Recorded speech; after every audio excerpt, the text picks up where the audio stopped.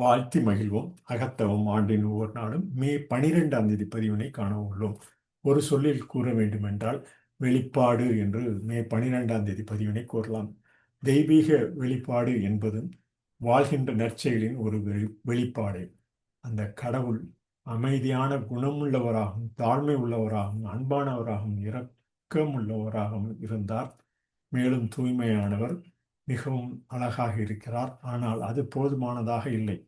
நீங்களும் சாந்தமாகவும், பணிவாகவும், அன்பாகவும், இரக்கமாகவும், தூய்மையாகவும் இருக்க வேண்டும் என்பது அவசியமில்லை. கடவுளிடம் இருந்த அருளும் அழகும் நற்குணமும் உங்களில் இருந்தால் ஒழிய உங்களுக்கு எந்த மதிப்பும் கிடைக்காது. அவற்றை நீங்கள் கடைபிடிக்கும் வரை அவை உங்களுள் இருக்கவே முடியாது. ஏனெனில் செய்வதைத் தவிர நன்மையை உருவாக்கும் குணங்கள் உங்களை பொறுத்தவரையில் இல்லை. உண்மையான இயக்கம் என்பது சமயமே, அதன் புறநிலையில் சமயம் இல்லை என்று அந்த வெளிப்பாடாக, தெய்வீக வெளிப்பாடாக என்றும் நற்செயலின் வெளிப்பாடு என்று நாம் கூறலாம். இந்த செயல்மன்ற பதிவிலும் வெளிப்பாடு என்ற அந்த வெளிப்பாடு முறையில் பதிந்து வருகிறோம். மே 12ஆம் தேதி பதிவினை ஒரு கூறிய ஆங்கில பதிவினை காண்போம். We can say it in acrostic issue into sources secularly universal existence. The gospel of God is a gospel of living and doing.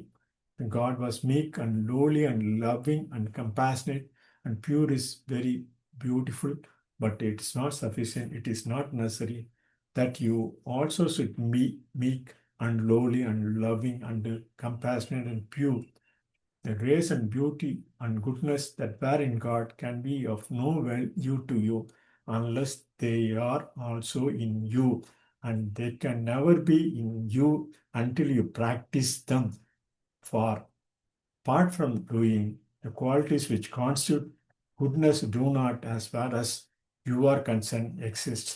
Pure goodness is religion. Outside it, there is no religion. What we can say in acrostic issue into sources secularly universal existence. வெளிப்பாடு என தமிழ் மொழியில் மே 12ஆம் தேதி பதிவினை கூறி இந்த 12ஆம் தேதி பதிவினை நிறைவு செய்யும். நன்றி.